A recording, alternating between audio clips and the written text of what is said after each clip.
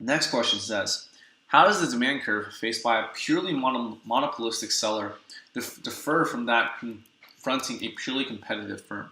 Why does it differ?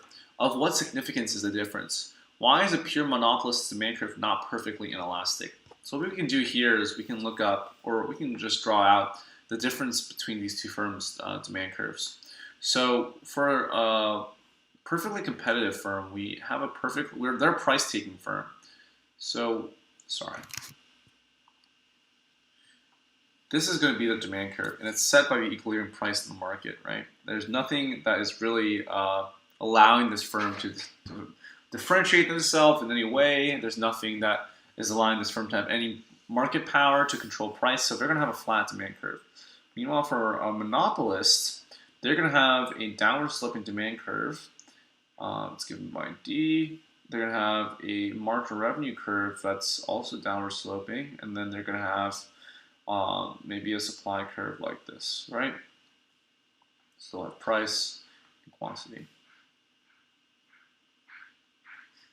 And so this is the difference between the two. So the first question says, how does the demand curve faced by a purely monopolistic seller differ from that confronting a purely competitive firm? Again, the difference is that a purely competitive firm has a flat demand curve, and a purely monopolistic seller is going to have a downward sloping demand curve. The next question is, why does it differ? And it's different because of a difference in market power. With perfect competition, you have thousands of identical sellers selling the exact same product with no ability to differentiate, and so there's no chance for a firm who wants to set a price of their own as a price setter, because if they were to deviate away from the market price, they would immediately lose all of their market share to other people, right? If they wanted to increase their price even by a little bit, there's no reason for people to buy from this seller and not one of the other thousands of identical sellers selling the exact same product. And so that's why the demand curve is a flat curve for the perfectly competitive firm, because it's a price taker. Meanwhile, the monopoly curve is going to be downward sloping because the monopoly is a price setter. It's got complete control of the market. It can afford to set the price at whatever level it really wants to, and so that's going to give us a lot more flexibility in determining the price level for a monopoly firm.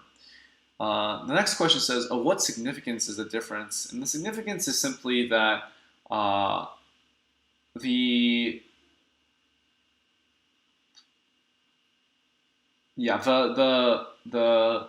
consumer really gets the big difference is the ability to set prices, right? Like the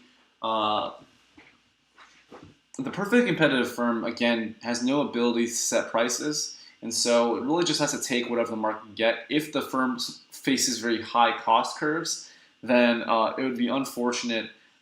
They would have an inability to really maintain their presence in that market. Meanwhile, a monopoly has much more control over how much it wants to charge and what level of revenue they want to earn. And so that difference allows them a more flexible range of pricing options. And the final question is, why is the pure monopolist demand curve not perfectly inelastic? And so, again, the difference between these two firms is mostly in market power. In terms of elasticity, that really, again, is just going to depend on the revenue. Well, that's going to really depend on the particular product at hand and the consumers. The demand curve for the monopolist is downward sloping and not perfectly inelastic for the same reason any other demand curve might be downward sloping and not perfectly inelastic, because the law of demand holds in that when price goes up, quantity demanded goes down, and when price goes down, quantity demanded goes up. And it's not a situation in which consumers deem this good to be so important or necessary, or for some other reason independent, quantity demanded would be independent of price level. And that's the main reason. So let's take a look at the previous two's answers.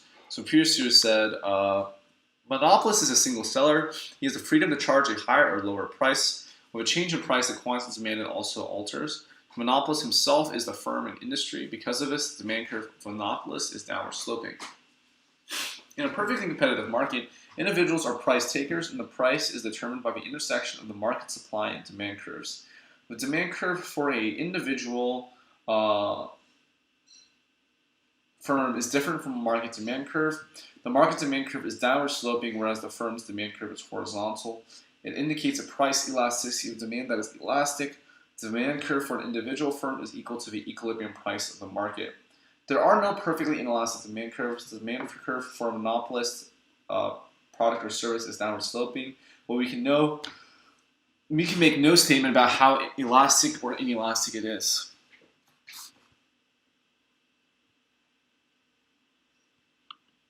Yeah, so nothing really much to add here, so good answer. And we can move on to the next question.